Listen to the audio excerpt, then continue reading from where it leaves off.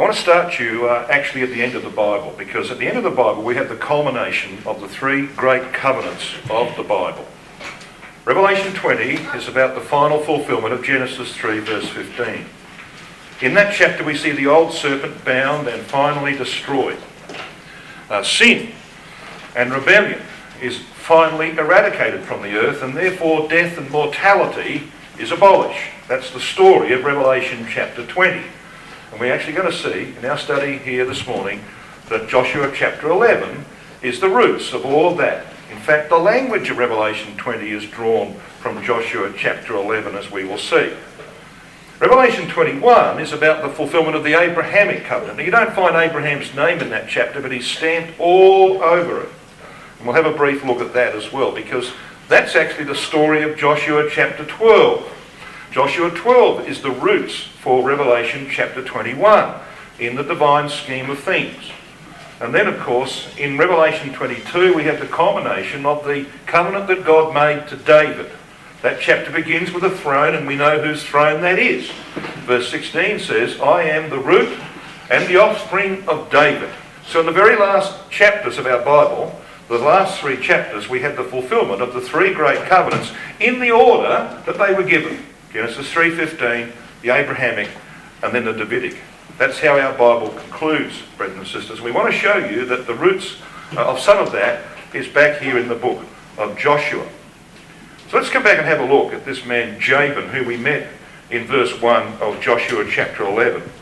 There are two Jabins in the Bible. Jabin is a dynastic name, and Jabin represents the serpent, and that can be demonstrated very, very simply in the very course of this study. That will become very clear. But I want you to come back initially, though, to Judges chapter 4, because in Judges 4 we have the three phases of the divine work. Now, this is the record of the other Jabin.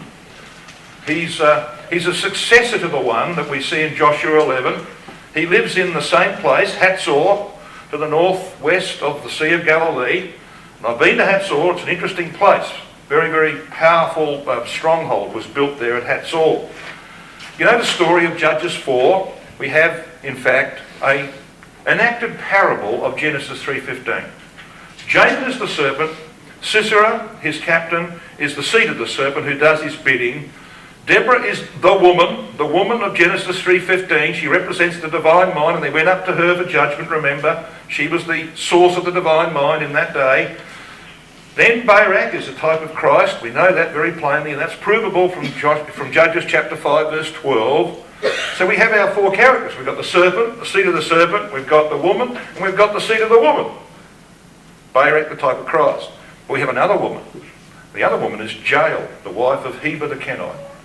And why is it, do you think, that Sisera meets his end at the hand of a woman? Why is it, do you think, that Barak says to Deborah, if you don't come with us, I'm not going? In the type, brothers and sisters, it represents the fact that our Lord Jesus Christ could not perform the work that we're here remembering this morning without his Father on his side. He had to have the divine mind. The woman represents the divine mind.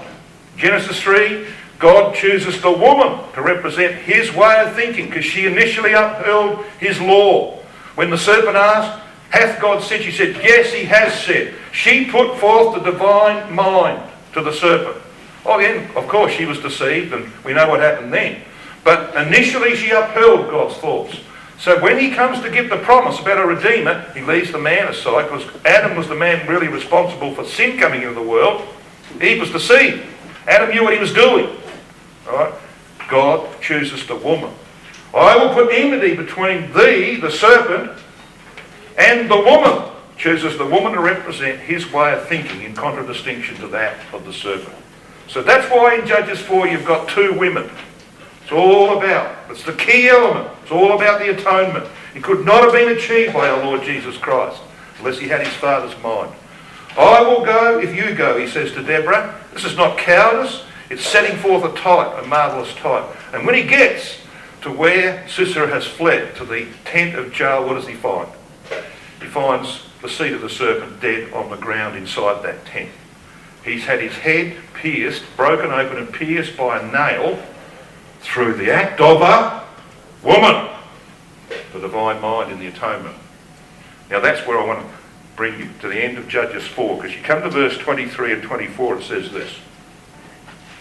So God subdued on that day, the divine mind. God subdued on that day Jabin, the king of Canaan, before the children of Israel. Yes, that word subdued is kana, it's the root of Canaan. It means to bend the knee, hence to humiliate or vanquish.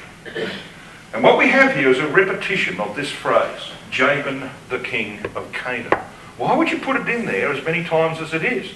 3 times you read this phrase. Well, that's because there are 3 phases to the work of God in the redemption of the human race. 3 phases, and they're all in here. Verse 23 is the first stage of God's work in Christ, subduing the serpent in the flesh of one man. So when Barak goes into that tent, he's identified with a dead man on the ground. That dead man is the serpent in manifestation. He's dead. Barak comes out alive. Christ slew the serpent within and came out of the tomb alive. Got it? First stage. On that day, God subdued. That's the first stage of the work. Verse 24 introduces us to the second stage. It says this, and the hand of the children of Israel prospered and prevailed against Jabin, the king of Canaan. Yes, it's the second stage of the return of Christ. The children of Israel prevail over the serpent. The saints will be redeemed from a serpent nature. And then you've got these final words of verse 24. Until they had destroyed Jabin, king of Canaan. So here's the king, the monarch of humiliation. The king who represents the serpent, brothers and sisters. He's finally destroyed at the end of the millennium. It's the third and final stage. And that, of course, is the subject matter of Revelation chapter 20. So there in Judges 4, in this story about Jabin, king of Canaan, you have the 3 phases of the divine work of redemption. You know, that's why this statement, he has done it, also occurs 3 times. It occurs, of course, when our Lord Jesus Christ says the words, the 6th saying on the cross, it is finished. He's actually quoting Psalm 22 and verse 31. You know, the literal Hebrew of Psalm 22:31 is, he's done it. What's Psalm 22 about? Well, it's all about the sacrifice of Christ. He knew exactly what would happen to him from Psalms like Psalm 22. Right? So there was the victory. It's done! Yes, it was done in one man. He was raised, of course, and immortalised. But then there comes a second stage. You know, it would be lovely to take you here, but I'd have you with your hands in 2 places. Your hand would be in Revelation 16 verse 17. Because when the 7th vial is poured out, there's a great shout. It is done! And we know who's making that shout. Because your other hand would be in Ezekiel chapter 39 verse 8. What's Ezekiel 39? Well, it's the chapter after Ezekiel 38. You all know what 38's about, don't you? And Ezekiel 39 verse 8 says, there's a great cry after Armageddon. It is done. That's going to come from the mouth of you and me, brothers and sisters. You put those 2 references together, they speak of the same event. Ezekiel 39 verse 8 and Revelation chapter 16 and verse 17. It's the cry that goes forth from the saints when they appear on Mount Zion, and there's the Gogian host destroyed. Before the Gogian host is buried, they cry, it's done! They're revealed in all their glory on Mount Zion initially. That's Revelation 14 verse 1, isn't it? I saw the Lamb upon Mount Zion. Very first thing, post-Armageddon. But there's another one. It's in Revelation 21 and verse 6. And this is at the end of the millennium. This is when God's purpose is finally completed. All nations now incorporated into one nation, the nation of Israel. Sin and death's been abolished. And there's a great cry that goes forth. I make all things new. And what's that cry? It is done! The whole world. The whole world will have been redeemed. See? There you've got your 3 stages of the divine work in our Lord Jesus Christ. Now, that's what Joshua 11 and 12 is all about. And we're going to see that this morning. That's what it's about. So let's come back to Joshua chapter 11.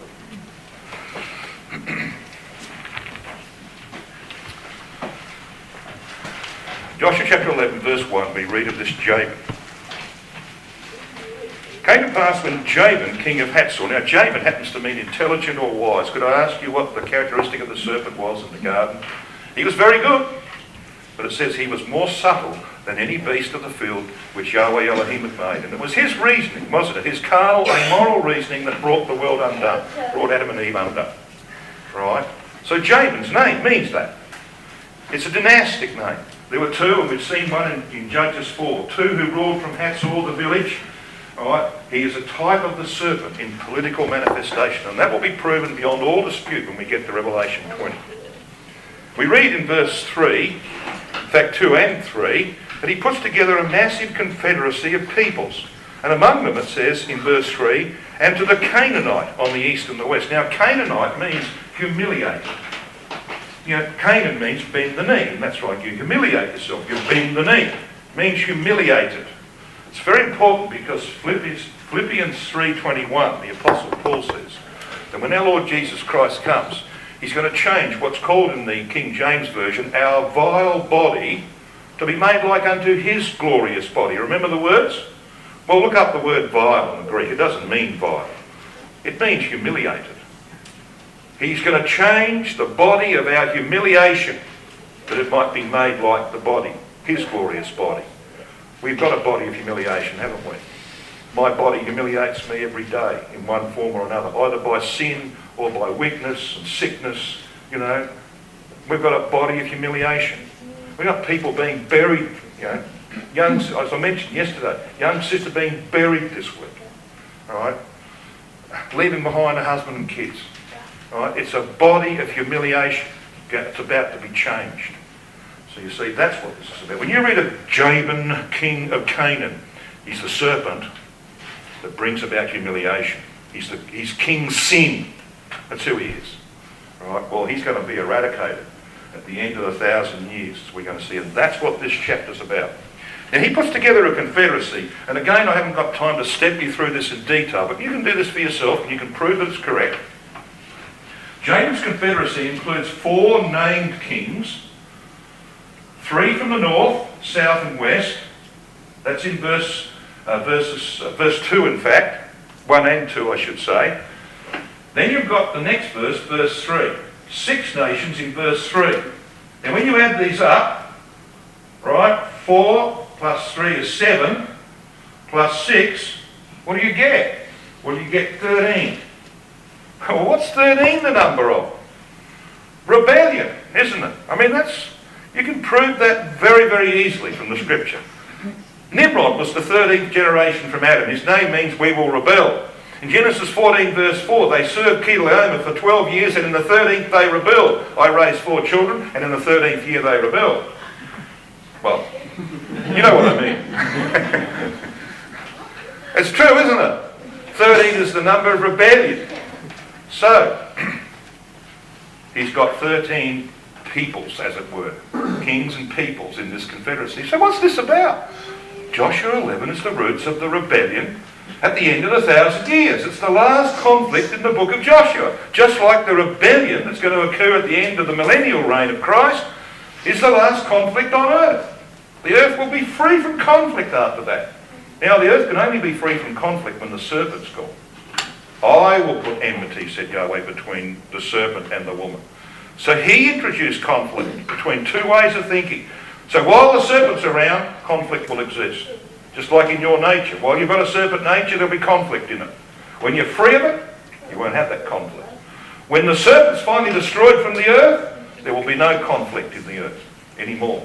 That's the principle involved here. So here we've got the last rebellion of the serpent in political manifestation against the rule of Christ. How can I be so sure about that? Well, because I'm going to have your hands in 2 places in your Bible and we're going to let the Bible interpret itself. I want you to have your hand in Revelation chapter 20. Let the Bible speak for itself. And it does eloquently. So we have Joshua chapter 11 open and we have Revelation 20. I'm going to flick you backwards and forwards from these 2 chapters, okay? Now we met Jabin in Joshua 11 verse 1, intelligent or wise. So what's Revelation 20 about? Well, look at verse 2. And he laid hold on the dragon, that old serpent. And why does it just say the serpent? Why does it say the old serpent? Well, of course, it's the one back in the garden. He's taking you back to Genesis chapter 3. It's the old serpent who introduced a lie that brought about the problems of humanity. All right? So here's the old serpent who was more subtle than any beast of the field which Yahweh made. Now we read in Joshua 11, in verses 2 and 3, that the confederacy came from the north, the south, the east and the west. Have a look at Revelation 20 verse 8. When the serpent is released in verse 7 of Revelation 20, when the 1,000 years are expired, Satan shall be loosed out of his prison. He shall go out to deceive the nations which are in the four quarters of the earth. So what are the four quarters of the earth? Well, the north, the south, the east and the west. Have a look at Joshua chapter 11 verse 4. It says, "And they went out, they and all their hosts with them, much people, even as the sand that is upon the seashore in multitude." Revelation 20 verse 8 says, and it concludes this way, "The number of whom is as the sand of the sea." So where do you think this language of Revelation 20 is coming from? Well, it gets better. It keeps on going. So let's go on. Verse 5 of Joshua chapter 11 says, "And when all these kings met together, they came and pitched together at the waters of Merom to fight against Israel." In Revelation chapter 20, we read in verse 9 that this great host that rises up against the rule of Christ and the saints at the end of the millennium, in verse 9, "They went up on the breadth of the earth, and they compassed the camp of the saints about and the beloved city." All right? So they encamp against Jerusalem or Zion. Yes. Now, it just so happens that they come to a place called Merom in Joshua 11 verse 5. And Merom happens to mean height or elevation. Now, what's Zion called when it's exalted in the earth? Well, Psalm 48 verse 2 tells you. Beautiful for situation, says the King James Version. Not a good translation. It should be rendered, beautiful for elevation is Mount Zion from the sides of the north. You can't see it from the north today, but tomorrow you will, when it's exalted in the events of Armageddon. So, here you've got an exalted place, beautiful for elevation. That's what Merom means. In Joshua 11 verse 6 you read that Joshua houghed their horses and burnt their chariots with fire. And in Revelation chapter 20 and verse 9, at the end of the verse you read, "And fire came down from God out of heaven and devoured them." Now, let's move on. In Joshua 11 verse 8 we read this, "And Yahweh delivered them into the hand of Israel, who smote them and chased them unto Great Zidon and unto Mishrephoth-Maim." That'll do, we'll stop there. Mishrephoth-Maim. Some of you are going to have the same margin in your Bible that I have in mine. What's the meaning of Mishrephoth-Maim? Well, my Bible says it means Hebrew, burnings of waters. Well, I thought you used water to put fires out. All right, don't you use water to put fires out? Well, how can you have burnings of waters? Only if you have a lake of fire. And Revelation 20 verse 10 says this, "And the diabolos that deceived them," this is the old serpent, "was cast into the lake of fire and brimstone, where the beast and the false prophet were cast, and shall be tormented day and night forever and ever." Yes, see, the old serpent, he's cast into a lake of fire and brimstone. In the Old Testament, Mishrephoth-Maim, burnings of waters, a lake of fire. Then we come to Joshua 11 verse 8, and the last words of that verse are, "He left them none remaining." Well, in Revelation 20 verse 14, the end of this work of 1,000 years is verse 14, "And death and the grave were cast into the lake of fire." This is the second death. In other words, no mortals remaining. That's why it says in Joshua 11 verse 11, at the end of the verse, "There was not any left to breathe." And that's emphasised again at the end of verse 14. "Neither left they any to breathe." And why do you think it puts it that way? Well, if they're dead, of course they're not breathing. And if they've been destroyed, they're not breathing. But you see, it's a type. This is a type of the time when on earth nobody will be breathing oxygen anymore. There will be no mortals. Mortals need oxygen. So if nobody's breathing oxygen, what does that mean? They're all immortal. All right? Mortality has been abolished. Now, finally, and there's a lot more in between as you're going to see in a minute, but finally in this chart, verse 23 of Joshua 11, it says this. These are the last words, the last sentence of the chapter. And the land rested from war, right? And in Revelation 20, we've got the destruction of the old serpent. And war will not cease from the earth until the serpent's destroyed. I will put hostility between the serpent and the woman, and it will go on until the serpent is removed. So you see what's happening here? Can you see that Revelation 20 is actually being drawn from Joshua chapter 11? Its very language is being drawn from Joshua 11? Can you see therefore that that is proof beyond any dispute that Jabin represents the serpent in the scheme of things? Of course it does. The Bible interprets itself. But we haven't finished.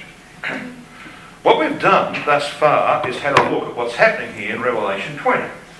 So we know that the millennial period is bounded by two periods, probably of the same length, these two periods. This is the little season referred to in Revelation 20 verse 3 when the serpent is released. You know, probably about 50 years at the end of the millennium. This first period of 50 years is designed, of course, to subdue flesh. Now this 50 years incorporates the 40 years of judgment we've been talking about, and the 10 years prior to that, the preparation of the saint to perform that work of judgment. So flesh is subdued and bound for 1,000 years. But then, of course, flesh is unleashed at the end of the millennium. The saints are withdrawn back to Jerusalem, control is released, and so, of course, human nature being human nature, you can put it in the most perfect conditions and it will still rebel. Right? And then, of course, the work of that little season and the second resurrection, second judgment, will see the abolition of carnal flesh, mortal flesh from the earth. The old serpent will have been destroyed. That's the message of Revelation 20. The earth rested from war, as we're going to see. And Joshua made war a long time with all of those kings in order to bring this about. I want to show you that in Joshua chapter 11, there is awesome detail of what Christ is going to do. So come with me to Joshua 11 and verse 10. And Joshua at that time turned back and took Hatzor, smote the king thereof with the sword. Now notice these words. For Hatzor before time was the head of all those kingdoms. In the subsequent verses we are told that Hatzor is the only city that Joshua completely destroys. It's the only one he completely destroys. Now Hatzor is Jabin's headquarters. Jabin is the symbol, the type of the serpent. So this is the home of the serpent, isn't it? It says he's the head, or Hatzor was the head of all those kingdoms. Guess what the word head is? Rosh. Guess where the second occurrence of the word Rosh is in the Bible? Genesis 3:15. Right? I don't need to tell you what Genesis 3:15 says, do I? Right? And so the serpent has been the head of all of those kingdoms from the time of the first transgression, from the time of the fall, but his demise has come. And Joshua destroys one city completely.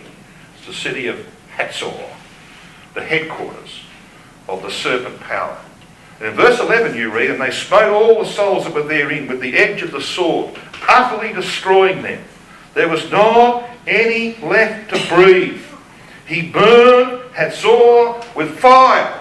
Right? The word there, utterly destroy, is karan. It means to exterminate. Such is the fate, of course, of the serpent. Not left any to breathe, no one using oxygen, hence all mortality abolished. Verse 13 says, but as for the cities that stood still in their strength, Israel burned none of them, save Hatzor only, that did Joshua burn. So this is pointing forward to the time when Christ will finally bring divine judgments to an end, when the serpent is destroyed at the end of the millennium. Right? That's what it's pointing to, brothers and sisters. Then we read this in verse 15. As Yahweh commanded Moses his servant, so did Moses command Joshua, and so did Joshua. He left nothing undone. Now notice the words.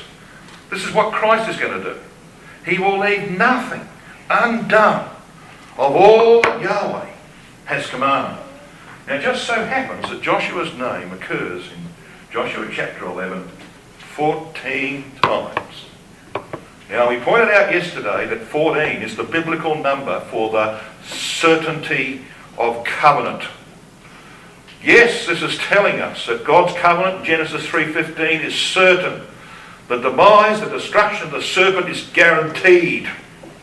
This is all about the work of Yahshua, our Lord Jesus Christ, guaranteeing the final victory. Come to verse 21. Verse 21 says, "And at that time came Joshua and cut off the Anakims from the mountains, from Hebron, from Debir, from Anak, and from all the mountains of Judah, and from all the mountains of Israel. Joshua destroyed them utterly with their cities. There was none of the Anakims left in the land of the children of Israel. All Anakims were gone." Well, who is this Anak? Well, he's the father of 4 giants, isn't he? Anak means long-necked. A bit like a serpent, isn't it? Long-necked. A father of 3 giants. We're not that far away from Judges chapter 1. Just step over to Judges 1 and have a look at these 3 sons of Anak that are referred to here in verse 10 of Judges chapter 1. It says this, "And Judah went against the Canaanites that dwelt in Hebron." Now the name of Hebron before was Kirjath-Arba. Kirjath-Arba means the city of the 4. That is, the 4 giants. Anak and his 3 sons. It's the city of the 4. And it became, of course, Hebron. Now you don't get peace or fellowship with God, and that's what Hebron means, fellowship. You don't get fellowship with God until you deal with the 4 giants. Alright? That's the principle involved here. So here we've got the enumeration of these 3 sons of Anak at the end of verse 10 in Judges 1. It says this, "And they slew Sheshai and Ahiman and Talmai." Now that's interesting, because you see, Sheshai means whitish, like leprosy. Hitchcock says the name means 6. Either of those will do me, alright? I'm happy with either of them, because you see, he represents the lust of the flesh. Ahiman, his brother, means my brother is a gift. And we read in places like Exodus 23 verse 8, and in the Proverbs, that a gift blinds the eyes. Even of the wise, it says in Exodus 23, a gift blinds the eyes of the wise. Yeah. So what do you reckon he represents? Something to do with the eyes? Yeah, the problem with the eyes? Yeah, the lust of the eyes. And his brother, Talmai, means rich, from the root meaning to accumulate, to bank up, or to puff up. What do you reckon that's a reference to? The last great stronghold of the flesh, human pride. They're in the same order of 1 John 2:15 and 16, aren't they? All is in the world. The lust of the flesh, the lust of the eyes, and the pride of life is of the world, not of the Father. So when Joshua destroys the Anakims, guess what? No more human nature left. No more lust of the flesh, lust of the eyes, pride of life. It's gone! Right? That's in Joshua 11. In staggering detail, isn't it? It's there in Joshua 11. So come back to Joshua 11 and verse 21. Because it says that he destroyed the Anakims from where? Well, we just read in Judges 1. Firstly, from Hebron. Now, there's no obstruction to fellowship. Alright? Then you've got Debir mentioned in verse 21. It means the sanctuary. Yes. There'll be no Canaanites in the house of Yahweh, Zechariah 14 verse 21 says. Canaanites? Yeah, the benders of the knee, the humiliators. Anab is mentioned. It means fruit. No impediment for fruit. Judah is mentioned. It means praise. No limit on praise. Israel is mentioned. What does it mean? Prevailers with God. So there's a story here, brothers and sisters. When Christ's work is done, all men will have fellowship with God, Hebron, worship in his sanctuary, Debir, bear fruit, Anab, to his praise, Judah, and prevail over the serpent through him, prevailers with God, Israel. There's a story in the names of the cities involved with these Anakims. Now that's only going to come to pass, isn't it, when sin and death have been removed from the earth. And that's why this chapter ends this way. Verse 23. So Joshua took the whole land. Now, you are aware that this word land here is the Hebrew word eretz. You'll also be aware that on many, many occasions it's actually rendered earth, because it means earth or land. Now, if you're writing a historical record, you're talking about the land of Canaan, so you use That's, Eretz is in the character of a land. But that same word can be rendered, depending on context, as earth. So let's raise it to the higher level. Let's raise it to the typical level. Because you see, Joshua, or Yahshua, the Lord Jesus Christ, is going to take the whole earth, isn't it? Just like Joshua took the whole land. And what's Christ going to do to it? Well, he's going to do what Joshua did. He gave it for an inheritance. A heritage, an inheritance. To whom? Unto Israel. Yeah, unto Israel. And ultimately there will be but one nation on earth, the perfected Israel, as we shall see in a moment. And that's why it then says in the last sentence of Joshua 11, and the land rested from war. Let's use the interpretation, the translation earth. The earth rested from war. So while this term historically refers to the land of Canaan, in the type it refers to the whole earth. When Christ hands the kingdom back to God, as he will, of course, 1 Corinthians 15 verse 24, the earth will finally be at rest. The hostility of Genesis 3:15 will be a thing of the past. All of that is prefigured in type in Joshua chapter 11. But it's not finished. The Spirit's not finished.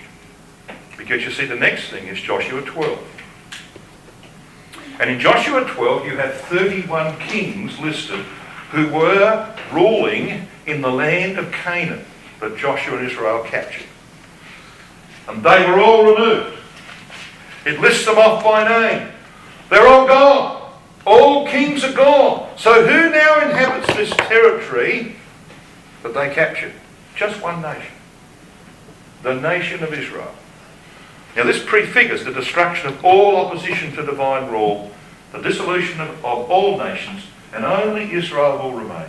Just like we have in Joshua chapter 12. At the end of the millennium. And this is the subject matter of the promise that God made to Abraham, as we're going to see. Alright, so we're going to bounce now from Joshua 12, where you've only got one nation in this land of Canaan. We're going to bounce you to the apocalypse. Because I'm going to take you in a moment to Revelation chapter 21. But to lead you there, let's just make it quite plain that there will only be one nation left on earth when the serpent's been finally destroyed. And there's a promise given twice in the book of Jeremiah, Jeremiah 30 verse 11 and Jeremiah 46 verse 28, which says this: Though I make a full end of all nations, whither I have scattered thee, O Israel, yet will I not make a full end of thee. And what God is saying is that all nations are going to be abolished, but one nation will survive. And it will go on forever. It'll be the nation of Israel. And this was all prefigured, of course, in the Feast of Tabernacles, the third major feast of Israel's religious year. It was held over 7 days. And during those 7 days, each day they offered the same number of lambs and goats, but not the same number of bullocks. And over the course of the 7 days, they offered 70 bullocks. Day 1 was 13. They start with the number of rebellion, because this goes right back to Nimrod's rebellion. Nimrod was the man who brought about the creation of the 70 nations. He was the one who through his rebellion brought about the division of nations of Genesis 10 and 11. And if you go to Genesis 10, how many of them were there? 70. Alright. 70 is the biblical number for the nations, brought about through Nimrod's rebellion. So where does God start? He says, you're going to offer to me 13 bullocks on day 1. Alright? 13, the number of rebellion. And day 2 will be 12. Same number of lambs and goats, but not the same number of bullocks. Day 3 will be 11. Day 4 will be 10. And right down to day 7, 7 bullocks. If you add up 13 plus 12 plus 11 plus 10 right down to 7, you get 70. All right. There were 70 bullocks offered over the course of the Feast of Tabernacles. 7 days worth. God has a 7,000-year plan, doesn't he, brothers and sisters? And it's in that 7th day that he's finally going to bring all of those nations that were created by Nimrod's rebellion back into one nation. All right? That's what he's going to do. It's all prefigured here. Now, which feast do the nations keep in the kingdom age? Oh, of course. The Feast of Tabernacles, we read in Zechariah chapter 14, verse 16. Yeah, because you see it's impressing upon them that they're all going to be incorporated into one nation eventually. It'll take 1,000 years to do it. They're all going to become one nation in the end. Now, what do they do on the last holy convocation of Israel's religious year? It was the last holy convocation. This is the day that's called in John 7, verse 37, that great day of the feast. It's the 8th day. You go to the record of Numbers 29 and 30, it tells you what they did on the 8th day. They offered one bullock. Yeah. There'd been 70 offered over the course of the 7 days prior. On the 8th day, they offered one bullock. What was God telling them?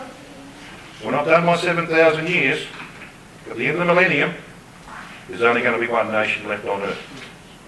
And that is the nation of Israel. Now that comes from Joshua 12, and Joshua 12, amongst others, is the root of Revelation 21. So come to Revelation 21 with me.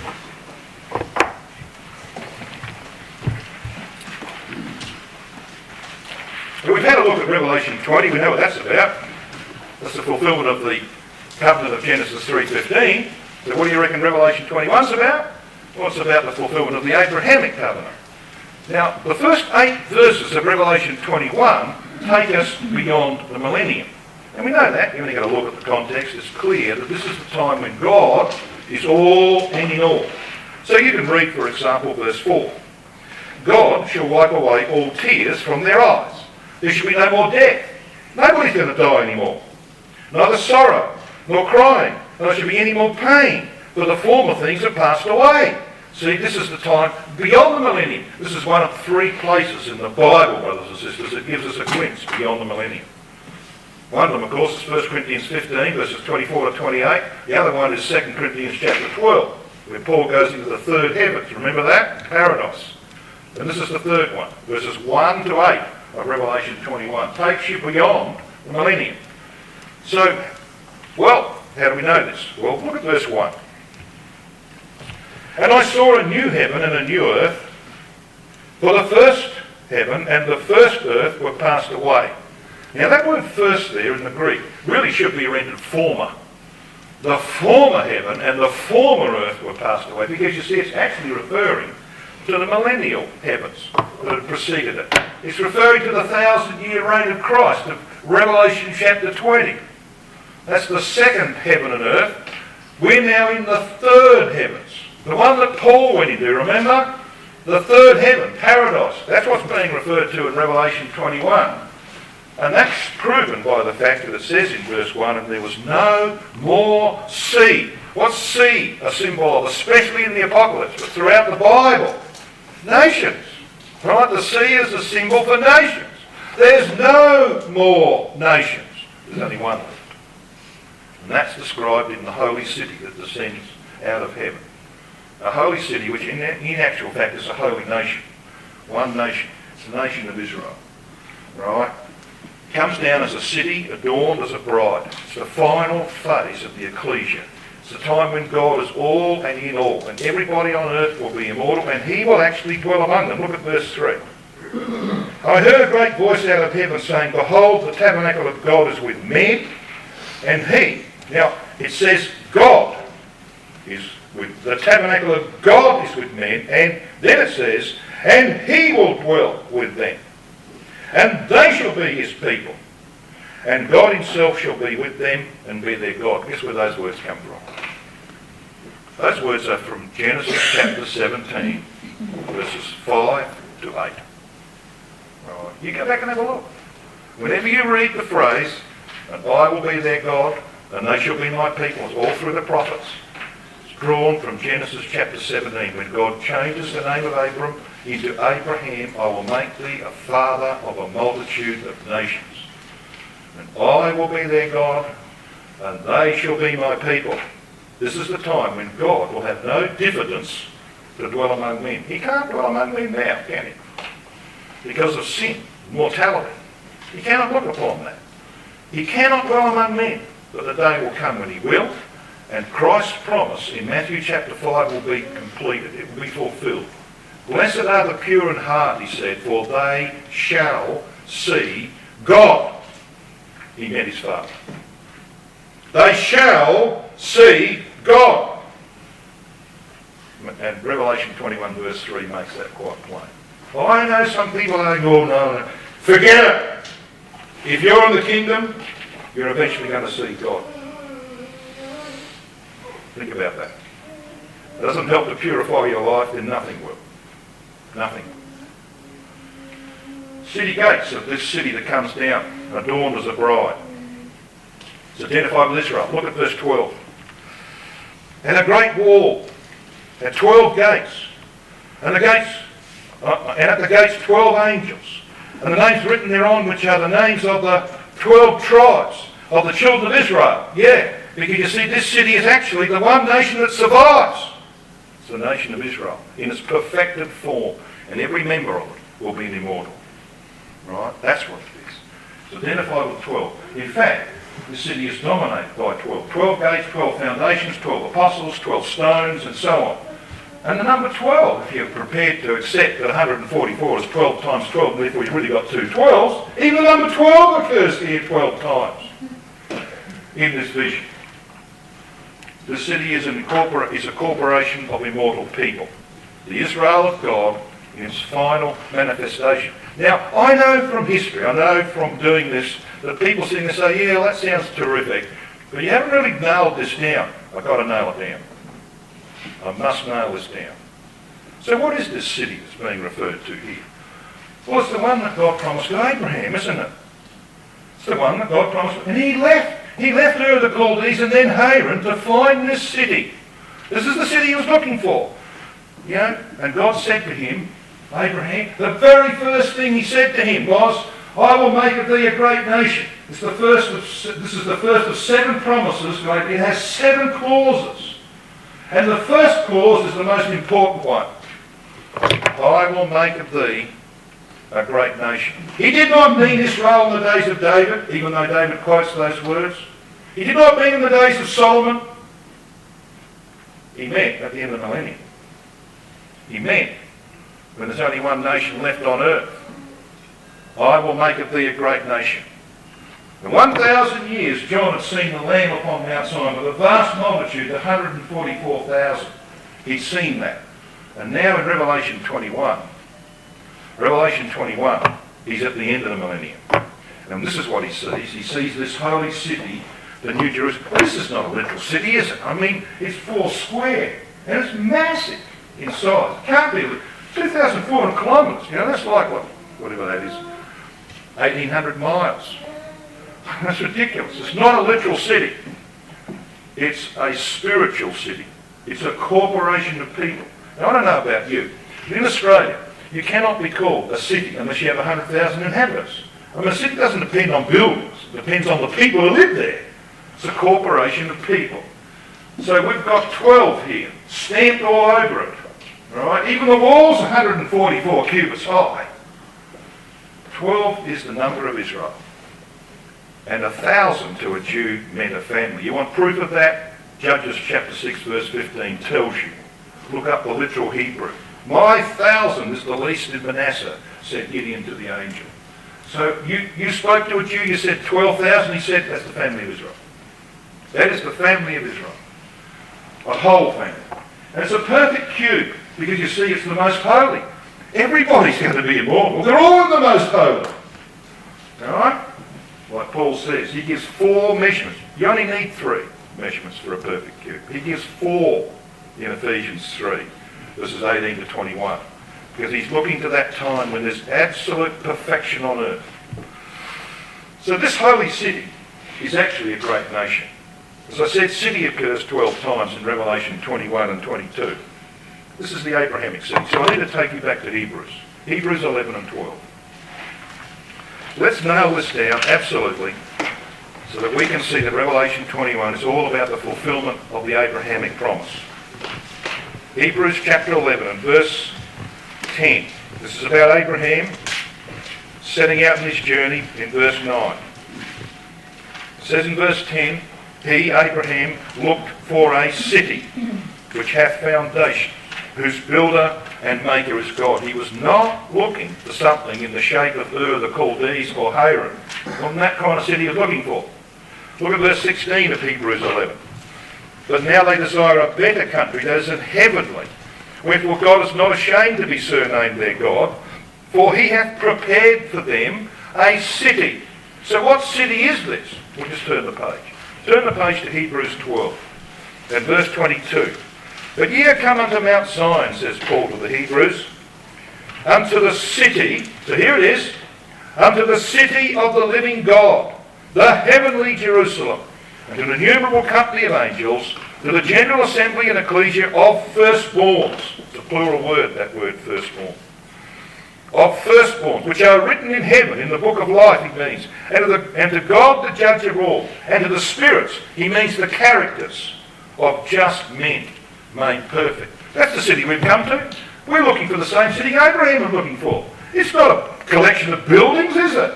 It's a collection of brethren and sisters. It's a collection of people glorified in the kingdom, who ultimately, at the end of the millennium, all of them will be immortal. There'll be no mortality left. Nobody's breathing oxygen anymore. This is what Abraham's looking for. The city, the bride of Christ that comes out down from heaven, from God. He's the one who builds it. I will be their God, and they shall be my people. He's going to dwell among them. All right? That's the story of Revelation chapter 21. Now, Brother Thomas says this. He says, the Holy City is styled by Brother Thomas the New Jerusalem body politic, and the Holy Jerusalem Association of Saints. It is the Yahweh Elohistic municipality. Now, municipality is a city, isn't it? Symbolised by 144 cubits, each cubit representing 1,000 of the numerical symbol of this holy nation. Got this? The holy city is a great nation. That's what he's saying. This holy nation, the Israel of the deity. So city and nation are equivalent terms because they refer in this context simply to a community of people, all of them now immortal. And what's their name? Israel. They're the only surviving nation on earth. Now, very briefly, I'm going to finish off. I'm not going to go into any details about the Revelation 22, except to point out that it sees the fulfilment of the Davidic promise. Because you've got a throne. In verse 1 of Revelation 22, you've got a throne. What throne? Well, in fact, that word throne occurs 5 times in this vision from Revelation 20 to 22. It is the throne, of course, of David. It's the one back in Revelation 5, verses 5 to 7, where there is a lamb, as it had been slain, sitting on a throne. And what's he called? The Lion of the tribe of Judah. He is David's successor. All right? It's the throne of David. That's why in verse 16 of Revelation 22 you read, I am the root and the offspring of David. Now back in that vision of Revelation 4, the Greek, the throne, happens to be there 14 times. 14 times? Yeah. Certainty of covenant. And Revelation 22 is about the fulfilment of the Davidic covenant. So when God made a promise to Abraham in 2 Samuel 7 verse 16, and thine house and thy kingdom shall be established forever before thee, thy throne shall be established forever, here it's seen in its ultimate fulfilment. Revelation 22 verse 16, as I said, identifies that. I am the root, says Christ, and the offspring of David. What does he mean by root and offspring, do you think? Well, I want you to read with me verses 16 and 17. Again, let's let the Bible do its own interpreting. Verse 16. I, Jesus, have sent mine angel to testify unto you these things in the ecclesias. I am the root and the offspring of David, and the bright and morning star. Then look at verse 17, because it interprets for you what he means by the root and what he means by the offspring. And the Spirit, that's the root, and the bride, that's the offspring, say, come. And let him that heareth say, come. And let him that is athirst, come. And whosoever willeth, you've got to will this.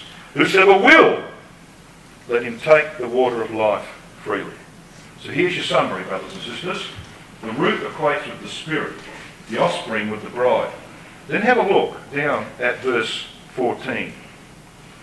Blessed are they that do his commandments, and that they may have right to the tree of life, and may enter in through the gates into the city. What city? Well, the one in chapter 21. This corporation of people, this completed bride of Christ, where everyone on earth's immortal and part of the bride of Christ, and belong to the one nation, the nation of Israel. That's the city, isn't it? Root, equates with spirit, right to the tree of life. Offspring relates to bride. Enter the gates into the city. The city comes down at dawn as a bride for her husband. Got it? The three great covenants of the Bible are seen to be fulfilled in Revelation 20, 21 and 22. That's how our Bible ends. And that's why, brothers and sisters, in Revelation 21 verse 6, all of those who constitute this city, this glorified bride of Christ, can say this. Let's read verses 5 and 6.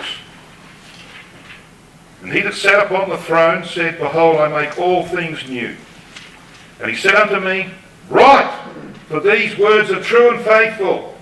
And he said unto me, It is done.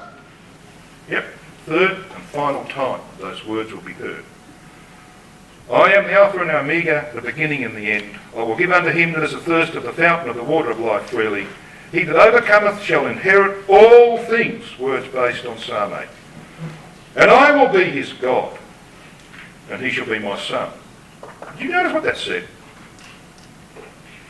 It didn't say, they will be my sons. This is very, very personal, isn't it? This is what this meeting's about, isn't it? This is why we come here, isn't it? It's a very personal thing. It says, of the individual, I will be his God, and he shall be my son. Think about that.